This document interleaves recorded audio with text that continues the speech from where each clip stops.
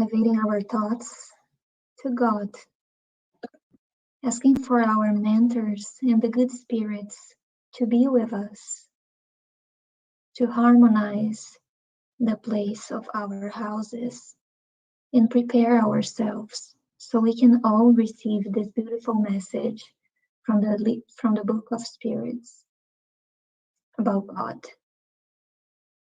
Let's ask our mentors to help us to understand and internalize all the teachings, connecting with God, connecting with the good spirits, and opening ourselves to all the message, to all the good vibrations that we are going to receive tonight.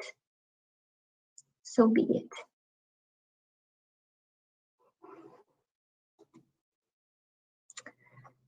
So thank you all for being here tonight.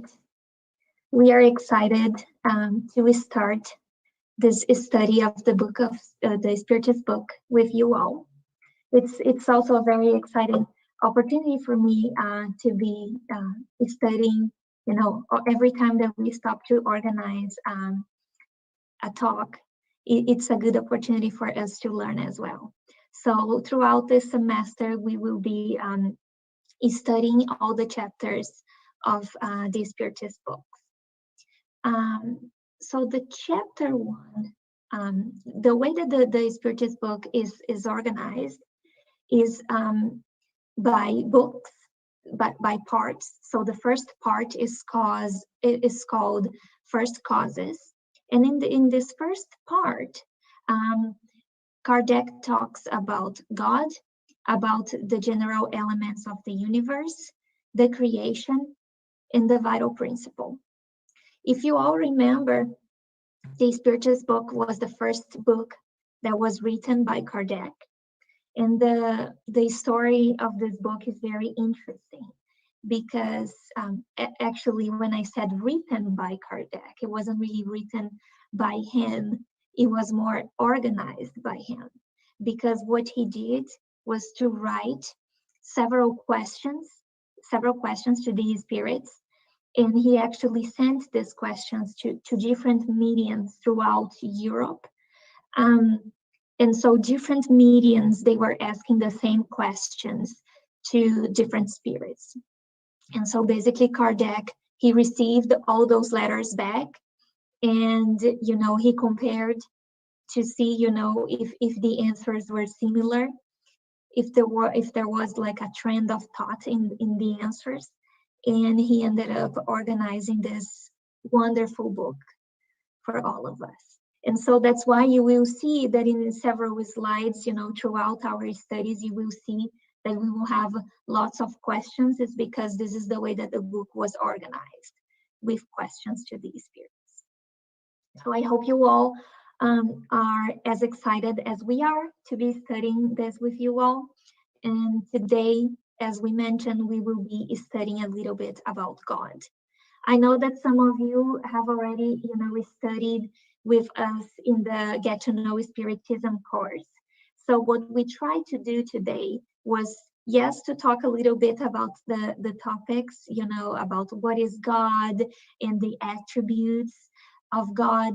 But we are also gonna, you know, as usual in our public meetings, we also try to bring thoughtful messages to all of us. So we will also be discussing, you know, some positive messages, some things for us to think and internalize. All right. So we start with this quote. This quote is actually from Abraham Lincoln. And the quote says, "I can see how it might be possible for a man to look down upon the earth and be an atheist.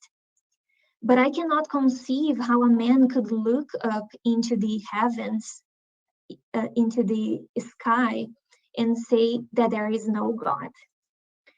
So he brings a very interesting point, right, about people that don't believe in God. And this is unfortunately something that is quite common nowadays and also in the past. You know, some people, they don't believe in the existence of God. And, the question for us is why? Why do we think that it's so difficult for some people to have this belief? If when we look outside, when we look to the nature, we see so many beautiful things, so many things that we cannot explain, right? So one of the reasons is pride. And I actually found this quote. I don't know the author. I found it on the internet and it says anonymous. The quote says, "Pride is concerned with who is right, and humility concerns what is right." And this is the thing, sometimes when people, they have this disbelief, is because they are, one of the reasons could be pride.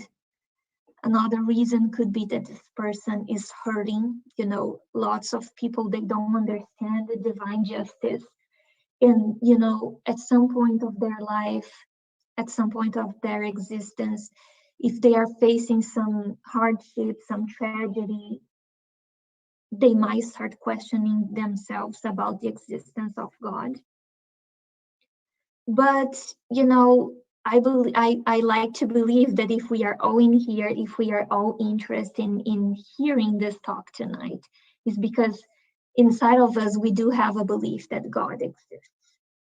And so this is what we are going to be talking about tonight. And so I would like also to start with this.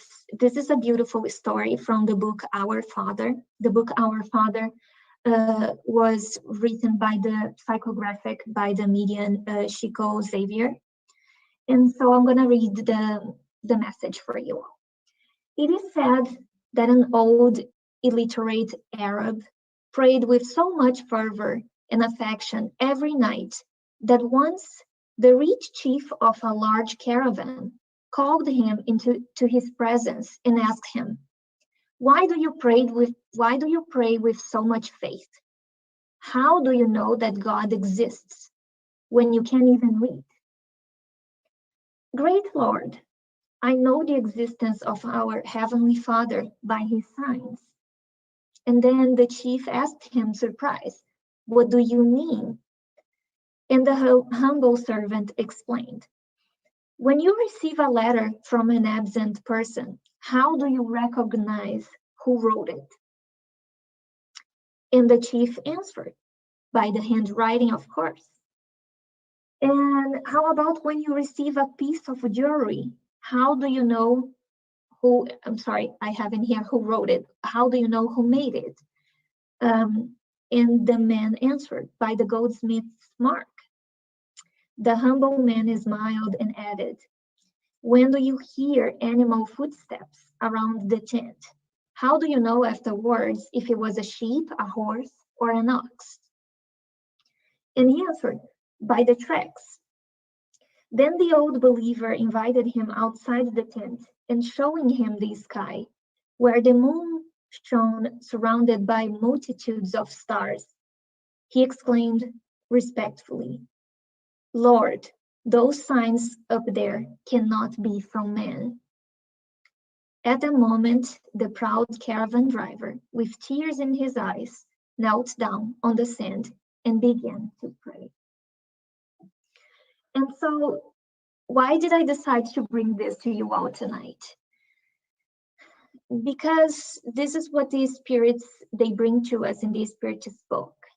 When Kardec asked these spirits, how can we know, how, we can be certain about the existence of God? And the answer was that everything that we see that we don't have an explanation, every, of those beautiful things on nature, the perfect way that our human body works, all the cells, all the biological systems, all of this is not human creation. And so all of this must have been created by someone that is powerful, right? Even the ancient civilizations, they had this belief. They were not as evolved with all, the technological advancements that we have nowadays. But they carried this belief. This belief is something that it's almost something that we are born with.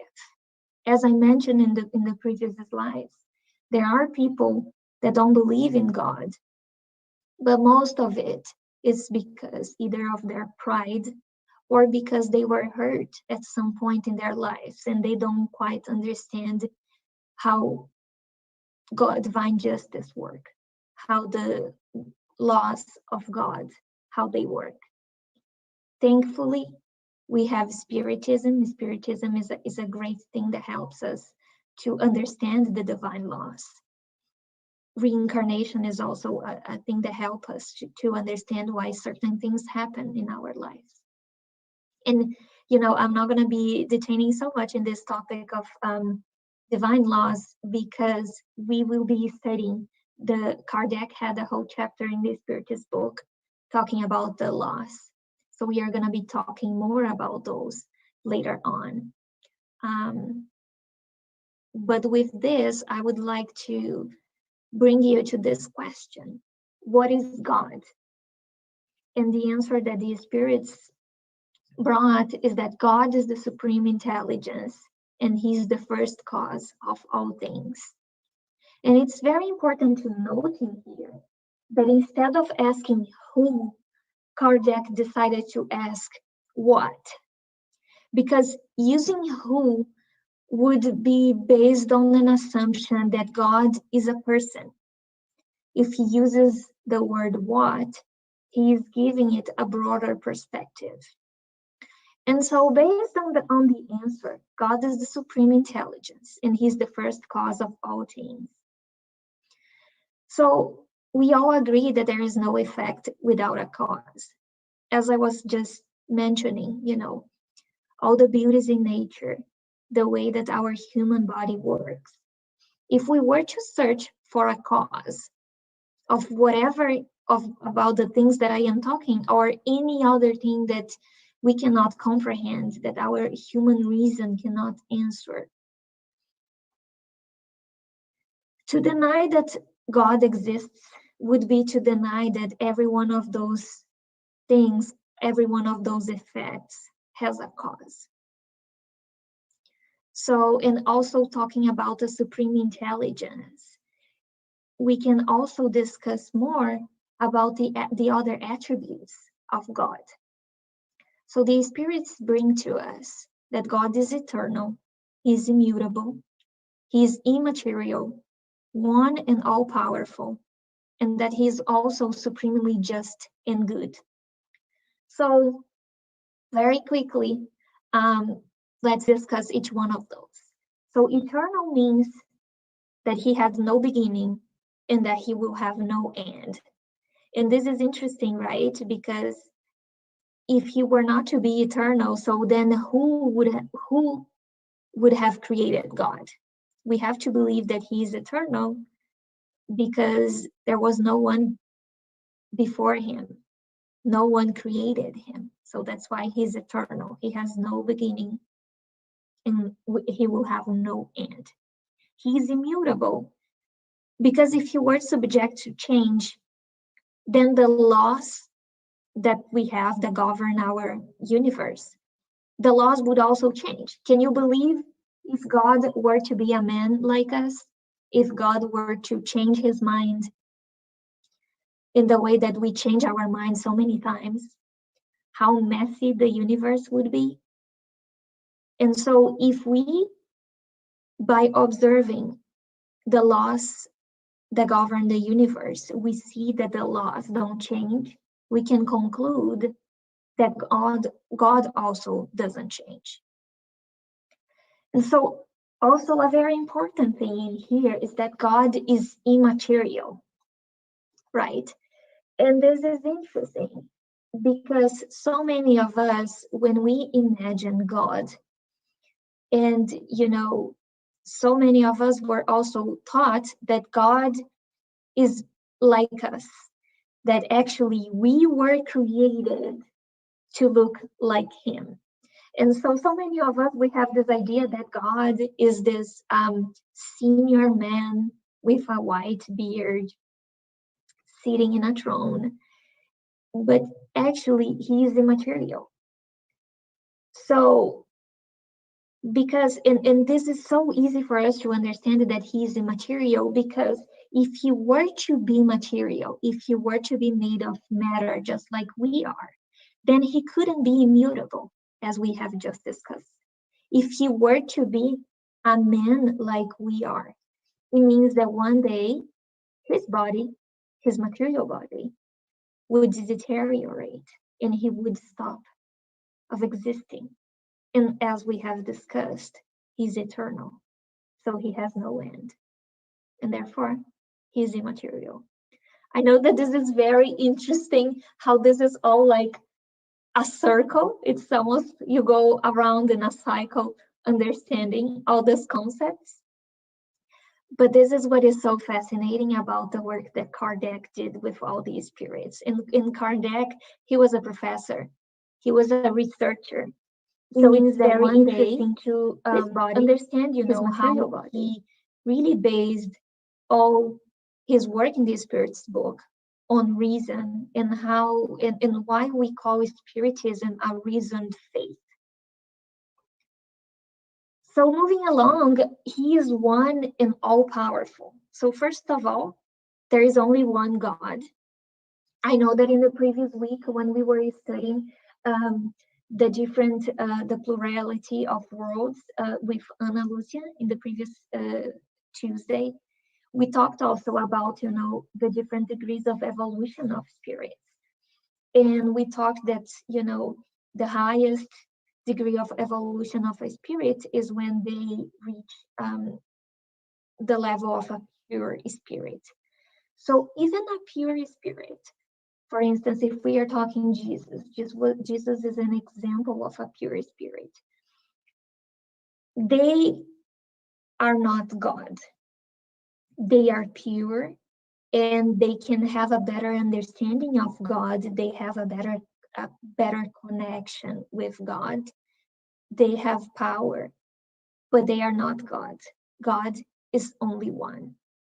And he's also all-powerful, because only being all-powerful is that he could have been able to create everything that we can see here on Earth, but not only Earth, the whole universe, the different planets, the stars, the moon, and everything that exists.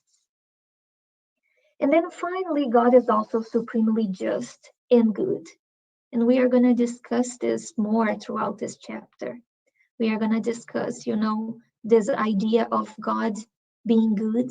That was something that we started receiving this concept from Jesus. Because prior to Jesus, the belief that humanity had was that a God that would be vengeful, a God that would punish people, and Jesus was the one that brought to us this concept of God being just and good. And so also, if we understand that God is not material, some people, they might think that then God is the infinite, right? And there is a certain connection.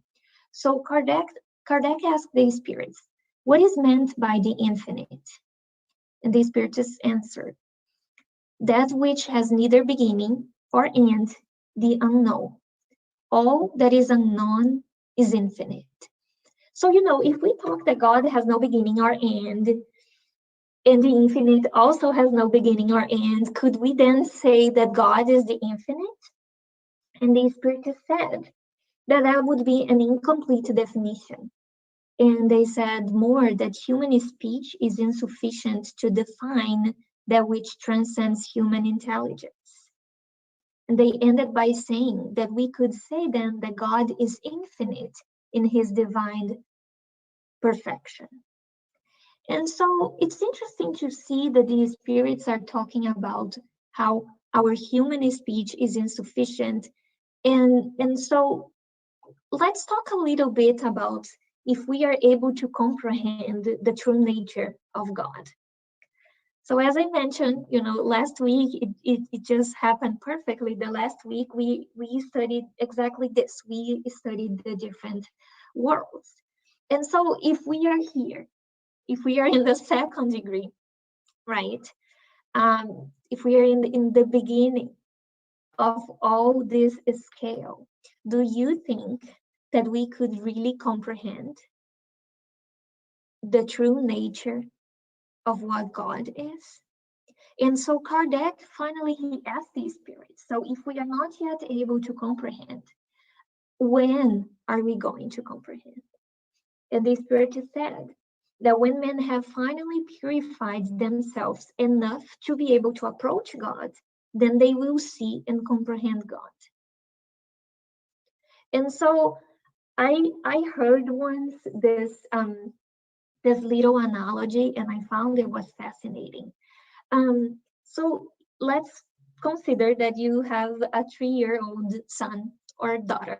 Okay, so let's say it's a daughter. And she approaches you and she asks how she was born. Do you think that if you sit down with your 3-year-old daughter and you explain the whole process, the biological process of how, things happen, how she was conceived, do you think that she's going to, let's put like this is an awkward conversation to have with a kid. Let's put all of that aside. Let's just try to focus. If we were to use, the biological terms and everything, do you think that a 3-year-old would be able to understand what you were explaining, and she would be able to process all the little details? She would be able to comprehend the terms that you were using? No, right? We can. Yeah, I think we can all agree. And so when these spirits, they bring this to us, that we cannot yet comprehend, what God really is, it's the same thing. It's the same thing, they say, as it was said in this other slide in here, that not even the human speech would be sufficient so they could explain to us. And so this is fascinating. But I think it's important for us to sometimes, to step aside of this whole idea that trying to really understand what is God, to maybe try to improve our relationship with Him. Because really, why do we need to know more than what we already know, right? And so it's interesting to see that Jesus brought this idea of a loving Father, because before Jesus, if we look at the history of mankind, we can see that we had a different perception about God.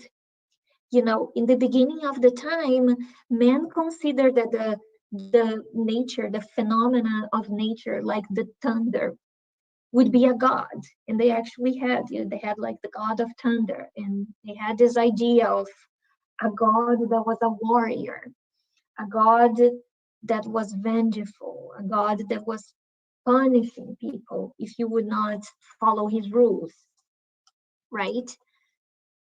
And it's interesting because all those different concepts, and even nowadays, if we try to understand some of the different religions that are out there, those concepts, those understandings of God, they exclude. So basically they say that if you don't follow their religion, if you don't follow their God, or their comprehension of what is God, then you are not his friend, therefore you are not going to be saved, right? And it's difficult for us to assimilate all of that.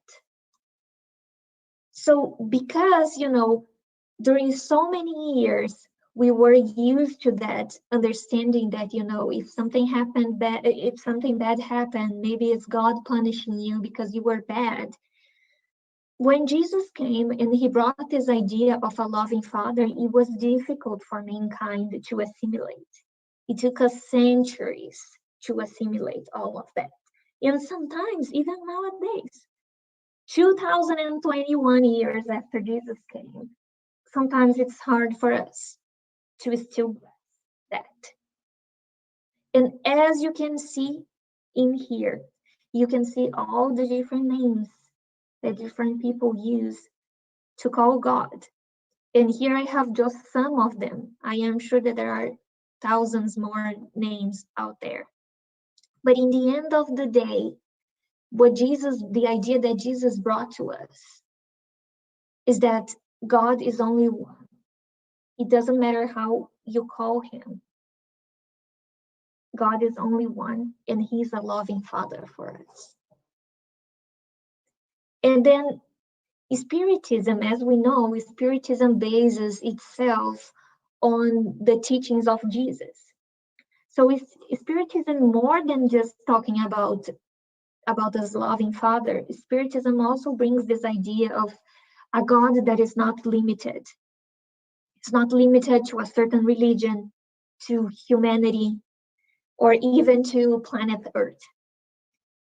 So Spiritism, believing in the risen faith, it understands that the concept of God is not exclusivist. It's not something that belongs only to the Spiritists. It's not something that belongs only to the Catholics. And if you don't follow their rules, therefore, you are excluded from God's company, or God is not gonna,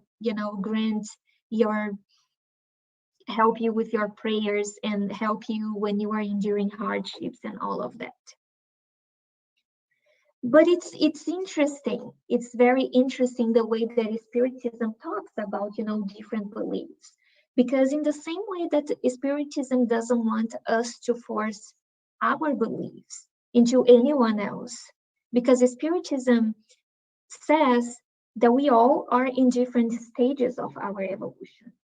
So if my friend doesn't have the same beliefs as I do, if my friend doesn't believe in reincarnation, it's fine. I don't need to convince him, because I accept him by what he is, by who he is. And at this point of his evolution, he has that belief. Maybe the more that he will evolve, he will change that. But then, this also brings us the idea of, people from other beliefs, people that are from different religions, when they try to impose their beliefs on us. And I'm sorry, I'm gonna quote in here. I was a couple days ago, I was watching a YouTube talk by this Brazilian, he's a Spiritist speaker. His name is Rosandro Klinge, or I'm sorry, I might not be getting his last name right. And he was talking about, one day he was on a plane and he was talking with two Christian friends, like a couple that were sitting right next to him. And they were talking about doing charity and blah, blah. And then when at some point of the conversation, he shared that he is a Spiritist, people look at him like with an interesting look. And then he explained, I believe in Jesus just like you do. I practice good just like you do. I want my neighbor to be happy. I want, peace for humanity just like you do. But he said something in this talk that really, stayed inside of me. That he said that when people, they try to preach about their religions to us, to them, their religion is the most precious thing that they have. And so we shouldn't really take offense when, if we have a friend that is trying to convince us of something else, because for them, that is a precious thing. And if they are trying to share that preciousness with you, this is actually, a good thing. This is a sign that they care about you, right? And so in the end of the day, you don't have to accept, you don't have to engage. I thought it was very interesting the way that Rosandro put it. He said, you don't really have to engage, agree or disagree, because this is the answer. If we believe that God is not limited to a certain religion, that God is not even limited to humanity or planet Earth, we can all believe, we can all agree that, it doesn't matter what you call, if you are calling him on any of these names in here. In the end of the day, we are all sons and daughters of the same God. And as Rosandro mentioned, if we believe in doing good, if we believe in peace, if we believe in improving ourselves, being, good people, so this is all that matters, right? So I hope that this message can be as powerful to you as it was to me when I first hear it. It was something that really stayed inside of me.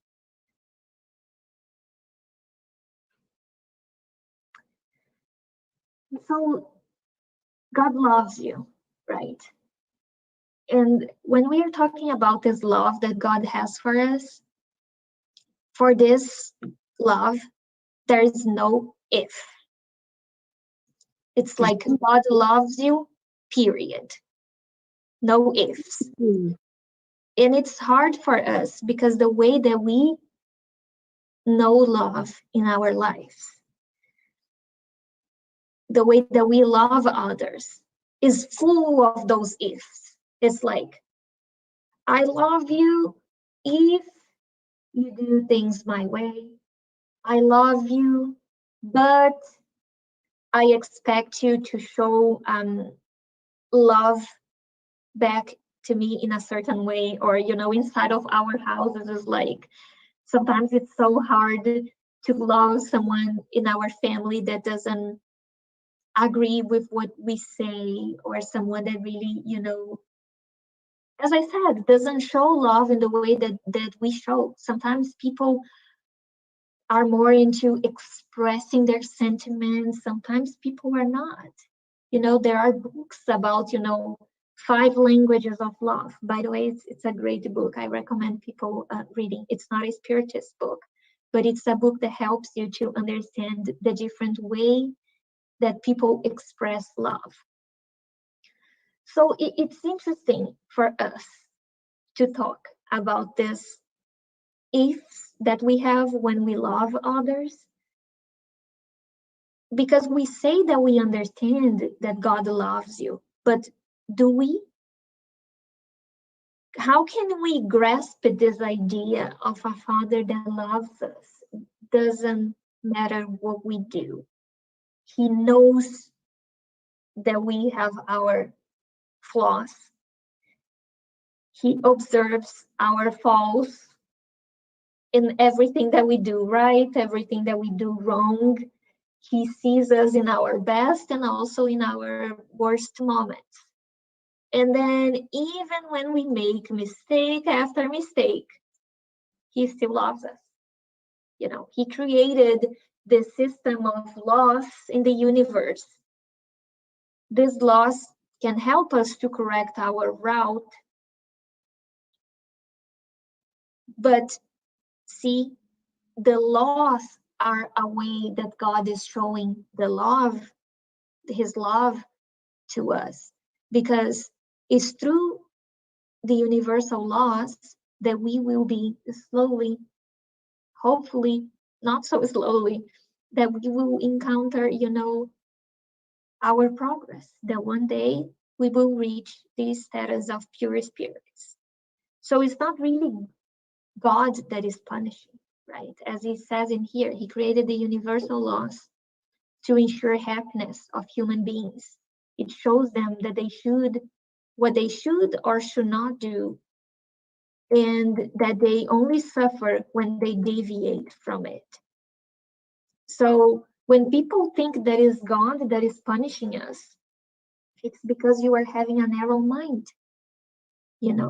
Sometimes things happen to you in this one existence, and even if you don't find the reason for that in this one existence, it's because you don't remember.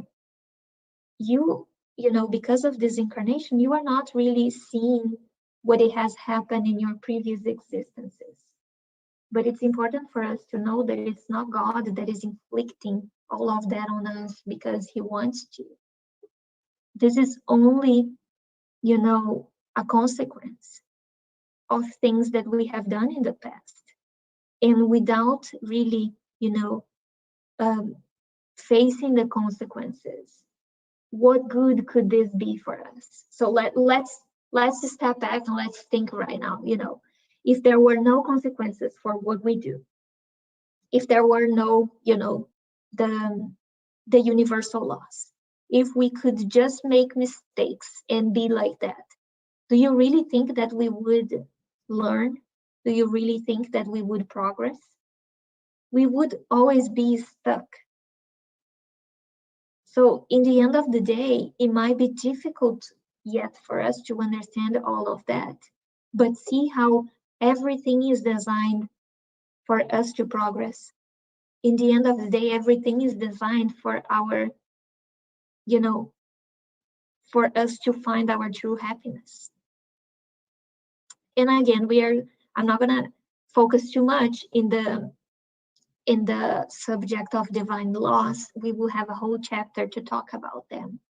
But I think it's a good thing for us to be, talking briefly today, because the divine laws are also, an expression of the love that God has for us. And so, in the book Universo en Vida, unfortunately, there's no translation. There is this beautiful quote that says, God is our light and our life, our essence and our destination. We exist and evolve to know him, love him, and in him we accomplish. Through countless ages, his divine love guides us and sustains us. So the question in here is, if God loves us so much, why is it so difficult for us to love ourselves? And I'm not sure if you all, experience this. I believe that all of us, to a certain extent, more or less, or sometimes in certain phases of our existence, we have experienced this more or less, but we are harsh to ourselves, right? We criticize, we have some sort of a difficulty to love ourselves. Some of us might think that we don't deserve to be happy, or that we don't deserve to conquer things. Some people have struggled with self-sabotage and, depression and things like that.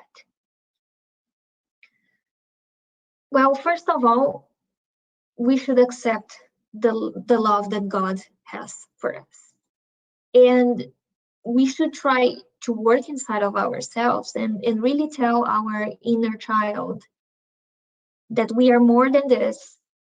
We are not defined by our bad tendencies. We also have countless virtues. This is the thing. Sometimes we are harsher on us than other people around. We do a million things right. In the moments that we do one thing wrong, you will punish yourself for days and days. I can give you an example. I know it's a silly thing, but I am a perfectionist. If I do a million things right at work, I don't feel happy because I did a million things right. In the moment I do one thing wrong, a silly thing, my boss is not gonna even, make a case about it. But I will be torturing myself sometimes for the whole week, because I made that little mistake. Why do I do that to myself? Why I let that small thing to define who I am? I am not looking at all those other things that I am doing right. And in the same way that I am talking, this small example about work, we do this in different areas of our life, especially in our relationship, especially, in the way that we interact with people. Sometimes some people, they are also very harsh in the way that they look, in their physical appearance, or, they might not, they might, be harsh at themselves in a psychological way. So the message in here is for us to really understand that there is no way that this love from God, there is no way that this love will penetrate our heart if we don't accept it. And this starts by thinking that we deserve. And it's almost like if we don't deal with all these inner issues that we have inside of ourselves, from all those feelings of not loving ourselves first, there is no way that we can break this barrier, right? There's no way that we can let this love enter our hearts. And so I know that it's a difficult topic for us to be discussing, but it's important for us to look inside of ourselves, to look, sometimes we seek so much love from others, from family members, from our partners, from friends, but we are not really focusing on if we love ourselves, right? We are not really focusing in the relationship that we have with ourselves.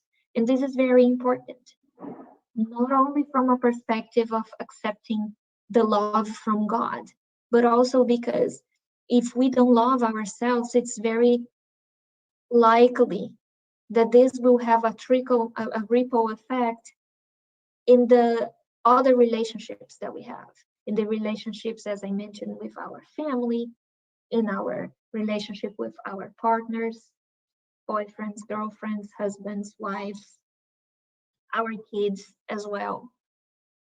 So, if I can, I still have a couple of slides to go, but if I can really convey a message or, ask something from you all tonight, is for you to really, think about how you are doing in regards of loving yourself.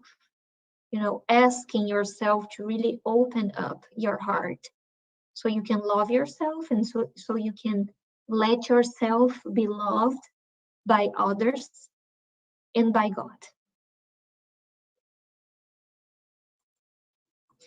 And so, since we are talking about this the subject of us being harsh at ourselves and in hardships and all of that, let's talk about being a worker of God.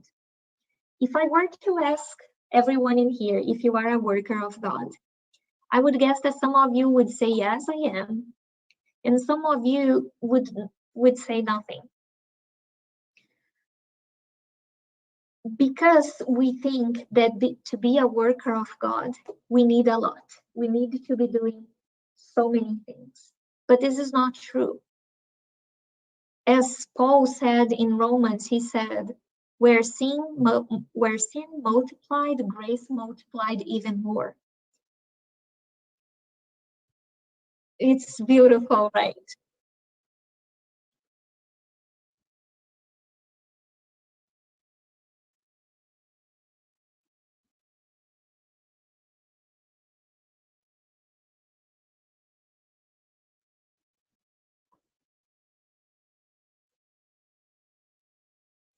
Exactly, because this is the thing. So you could think, I already have too many things going on in my life. I don't have time to help others. Or, maybe if you would think like Paul, I have so many flaws. I don't think I am worthy of helping others. This is not true. And actually, when you are doing charity, why do we talk so much about charity in Spiritism? Do you ever realize that we are always talking about charity? Because charity is also a way of I was doing therapy, right? We were talking about really looking inside of us, really looking at our flaws and all of that. And every time we do charity here at Center, Cara, we have discussed this so many times, that you arrive, to do the work in the morning feeling one. Sometimes it's hard, your house is a mess, you have so many things going on. And when you end your work in that day, you always end the work with the feeling that your problems are nothing. Your problems are nothing. Because you see that so many others are also going through their own pains. They are also going through their own hardships. And it's so fascinating how sometimes, we are over there giving out, breakfast to the homeless.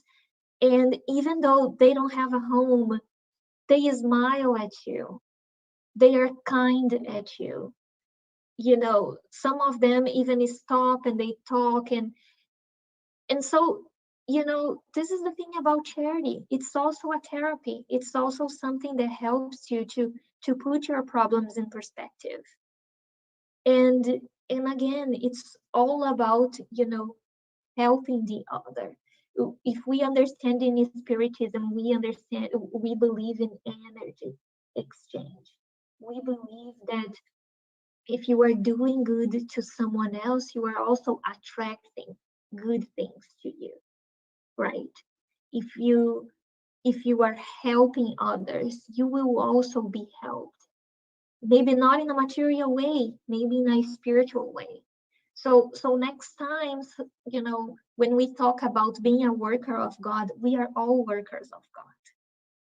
It could be through doing charity. It could be through the work that you do, your professional work, helping people, or, building things to help others. I don't know. You can find the reasoning for being a worker of God in so many things that we do. And this is also, a beautiful thing that Spiritism teaches us. Us being instrument of God. Being an instrument of God, it goes in so many ways, Again, sometimes you are through your work, you are gonna help society to develop even more. Some people that work in research, you might be, helping to bring new things for society. Being a Yeah, exactly. Nowadays, the healthcare workers, right? Everything that they are doing, they are working so hard.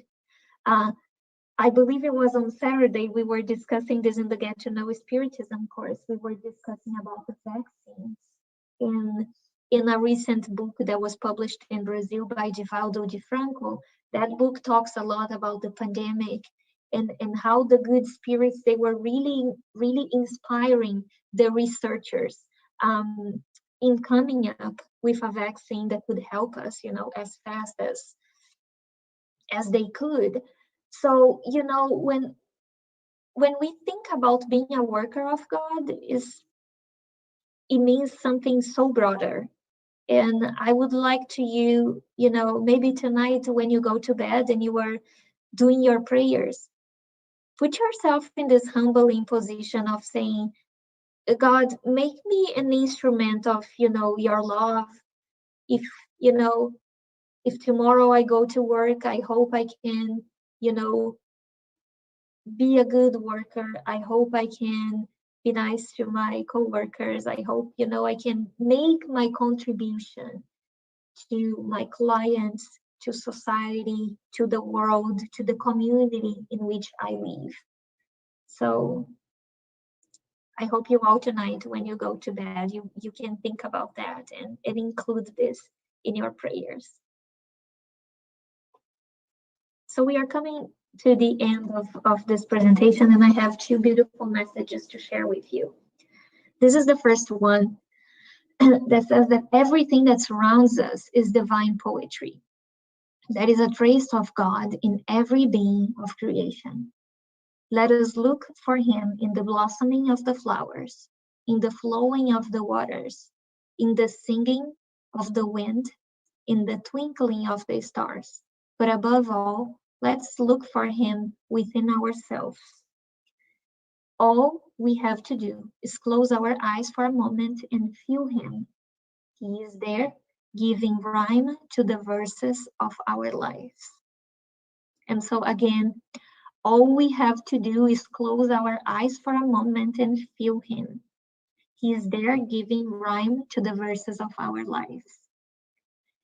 And I know it's a silly thing, to be talking about this, about, how God is inside of all of us. And when we talk about how busy our lives are and how sometimes we are so trapped in our routine and being materialistic. But I don't know about you, at least in my case, this is so true. Some days things are crazy. I am super busy. I go to bed and I don't think 5 minutes to sit down, being quiet, just to clear my mind and really feel it and really feel, my inner peace and really find God inside of me. And so I feel that this is something, and that's why I love, the talks that Kara is doing about Pensamento e Vida, because it's, the talks that Kara is doing, it's almost like those things that you know that you should watch your thoughts. You know that you should have some time to meditate. But it's so easy for all these good habits to get lost within our busy lives. And so I feel that those are habits that we need to be constantly reminded of practicing that, of taking a couple minutes in silence to connect with yourself, to connect with God, to maybe you will do, like yesterday in the morning, I did something and it was just so wonderful. I opened the window and I was just sitting, looking at the trees. I was sipping a little bit of a tea, and I felt such a peace in doing that. And then when I read this verse, I am like, I need to put this in the presentation because, this verse is talking about the poetry that we can find in creation, in looking at the flowers, at nature. And I felt that yesterday in the morning when I was just like looking at the trees outside. So this is an invitation for you, to take 2 or 3 minutes every day to really focus on that, to really work in your, spiritual advancement, because we are all busy, but I am sure that we could spare at least 5 minutes to really do that. And then finally, I would like to end with this beautiful message. And it's actually an invitation saying, live in such a way that you are perfectly in tune with God's blessings, wherever you are and whatever you do, until you can affirm one day, as Jesus elucidated, the Father and I are one. And so thank you all. I'm going to now start the pass treatment. So if you have some water around you, please grab it, or otherwise I'm just going to give you some moments to go ahead and grab some water and put on the table right next to you. Thank you, Andy. Such a beautiful way to study the Spiritist Book. I really, really enjoyed it. Thank you so much. Thank you, Anna.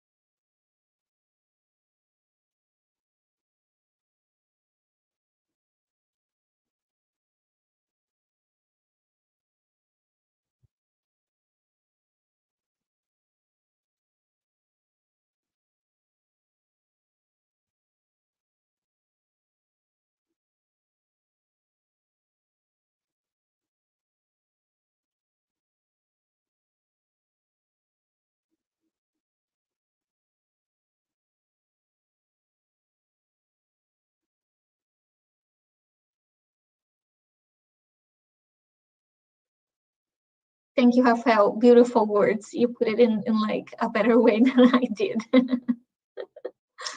Andriata, thank you so much too. I think what really touched me so deeply was, instead of trying to describe all of the attributes of God the way that the Spirit's Book does, you just offered up all of the different proofs of God's existence in a way that help us feel so connected. Thank you so much.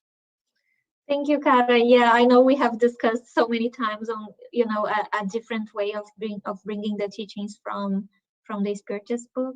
So thank you. All right, so let's now proceed to the passes. I think I have to do it in here. Let's prepare ourselves now for the moment of the passes and the blessing of our water. Place by your side a container with clean water to be blessed and magnetized. Dear brothers and sisters, no matter where you are in this moment, what difficulties you're facing, Jesus is always ready to come to our help. Place yourself now in a comfortable position, one that facilitates concentration and receptivity. Breathe slowly and calmly. Inhale and exhale. Inhale and exhale. Fill your lungs with air and release slowly. Let the energy of tranquility and peace penetrate your lungs and circulate throughout your body. Your soul, in harmony with your body, feels peaceful and at peace. Let us think now about the passage of Jesus among us. In a beautiful and clear day, the golden rays of the sun illuminating the joyful landscape, multicolored flowers, bouncing, chirping birds fill the landscape with optimism. The news of the cures brought a crowd of needy people around Jesus. Suddenly, Jesus appears, calm and serene. His white tunic is light and long all the way up to his feet. At the sunset, all those who were sick and affected by different diseases were brought to him. And Jesus, laying his hand on each one, healed them, as narrated in the Gospel of Luke.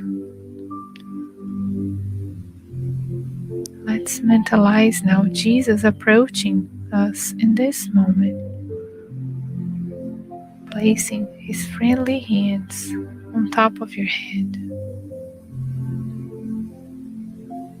Feel the presence of this Divine Master right with you, feeling like a waterfall of pure and crystalline waters start to fall from his hands, coming from his love to bathe you, falling on your head, streaming down your shoulders, bathing your whole entire being, bringing you peace, serenity, and balance, cleaning all impurities and pacifying yourself.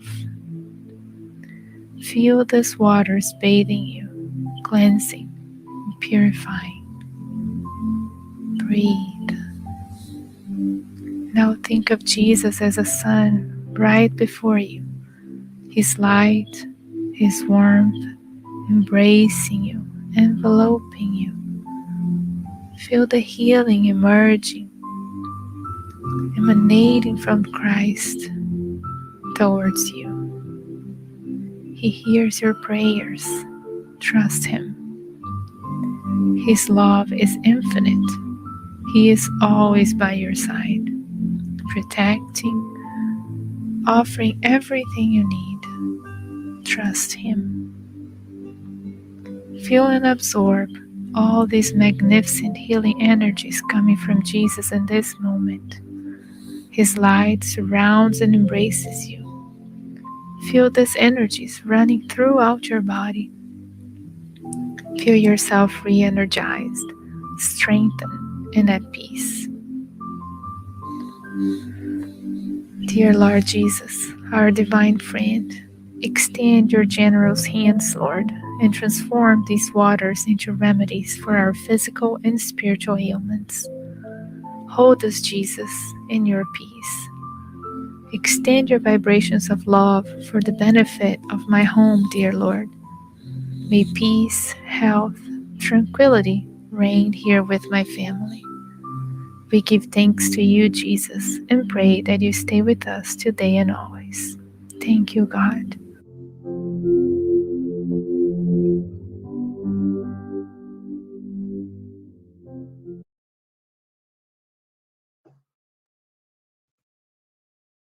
Let's now move to the closing prayer.